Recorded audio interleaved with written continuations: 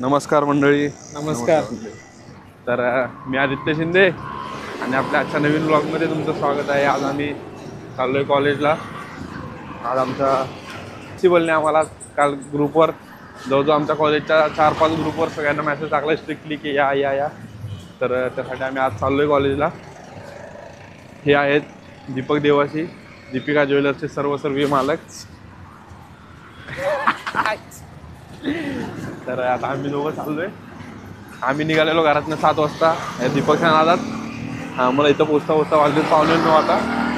जवळजवळ दीपकच्या नादात आम्ही 2 ट्रेन सोडल्या. काय वाटतं दीपक? खूप आभार. तर हे बाबा फुलकट मारून चाललंय आम्हाला. तर आता आम्ही चाललोय कॉलेजला. आता बसमध्ये ट्रेनमधून उतरलो. आता बसच्या दिशेने बसता नाही भेटायची, आता टॅक्सी करून जाऊ कॉलेज. तर आता मागे पोरींचा मोठा घोळका होता त्यामुळे आम्ही कॅमेरा बंद केला. आम्ही थोडं इंट्रोवर्ट आहे त्यामुळे पोरी आल्यामुळे आम्ही कॅमेरा बंद केलेला. तर आता आम्ही चाललोय. आता एक कार्यकर्ता आमचा पुढे पोचलाय, ओमकार. त्याला फोन केलेला, अजून तर एक पोरगा नाही आला कॉलेजमध्ये. आता आम्ही इथपर्यंत पोचलोय. बघू आता कॉलेजला जाऊन कळेल ॲक्च्युअल काम आहे का, होणार आहे का असंच फुकट आमचं 100 रुपये वाया जातात. तर भेटूयात नंतर. बाय बोलले बाय.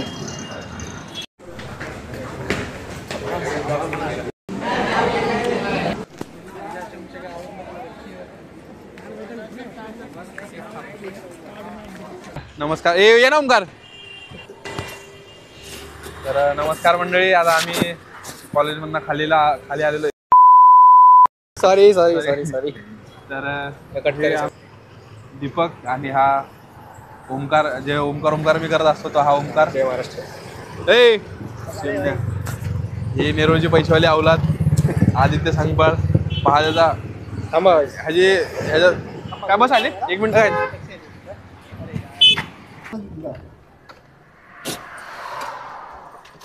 हा दीपक, तर आजचा काय रिव्ह्यू होता? अरे बोल ना. अरे बोलतो आज. अरे बता तू. माइक क्या ऐसे बता. हाँ तो आज हमको ऐसे ही कल से आओ स्ट्रिक्टली है आओ, लेकिन हमको पागल बना दिया इन लोगों ने. कुछ भी नहीं किया, खाली इंट्रोडक्शन दिया है बस, और कुछ नहीं किया है. हो गया. दर सॉरी. ओमकार, तुला काय म्हणणे का? आपलं 18+ चालेल का? चालेल सगळं चालतं आपल्याकडे. कॉलेज या ठिकाणी मस्त गोड बोल. बस झालं. भावना पोचल्या. ओके. तर या आपण ब्लॉग बनवतो. तर आता आम्ही फायनली घरी.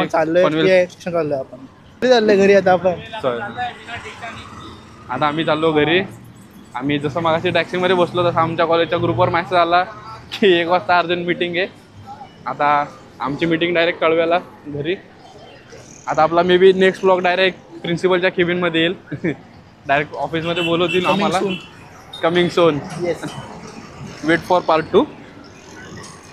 तर आता अशा प्रकारे आजचा दिवस गेलेला आहे बिनफुकट.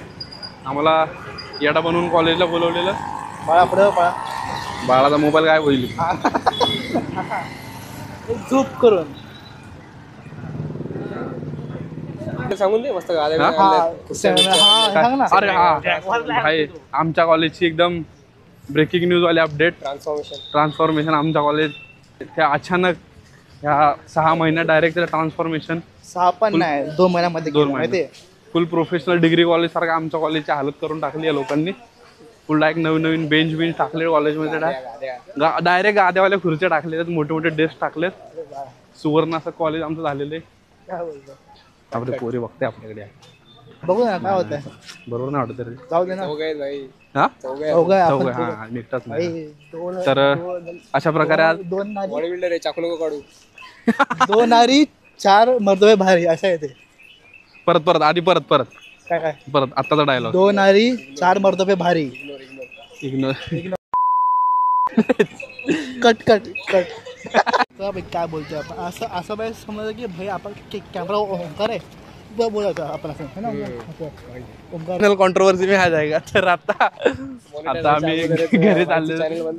आता कॅमेरा बंद केला. आमचं छोटंसं डिस्कशन झालेलं तर हा दीपक हरामखोर बोलतोय त्याचं जेव्हा फायनल इयरचं तुला थर्ड इयरचं पेपर चालू होते त्याचं होतं त्याचं हा तर त्याचं कॉलेज होतं अंजुमन खालसा कॉलेज. हा दीपक हा बघा हा एक दीपक बघून घ्या एकदा परत.